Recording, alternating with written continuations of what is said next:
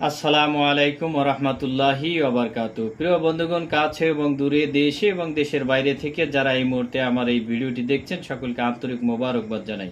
প্রিয় বন্ধুগণ, আজকে আমি আপনাদেরকে শিখাবো কুকুরের কামড়ের বিষ নষ্ট করার একটি গুরুত্বপূর্ণ তদবির। প্রিয় বন্ধুগণ, কাউকে যদি কুকুরের কামড় দেয় তাহলে তার বিষ কিভাবে নষ্ট করা যাবে এই ভিডিওতে আপনারা জানতে পারবেন। প্রিয় বন্ধুগণ, আপনাদের করণীয় হচ্ছে সর্বপ্রথমে একটি কাঁসার থালা সংগ্রহ করা।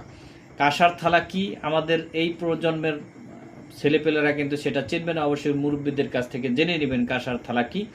সেই কাঁসারের থালাটা আপনারা, আমি এক্সাম্পল স্বরূপ এটা দিয়ে দেখাচ্ছি।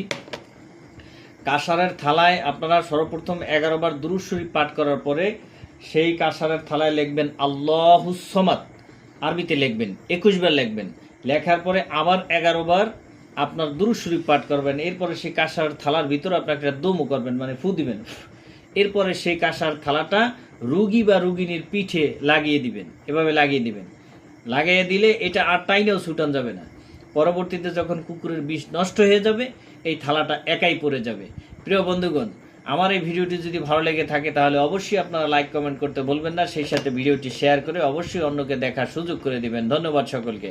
আসসালামু আলাইকুম ওয়া রাহমাতুল্লাহি ওয়া বারাকাতুহু।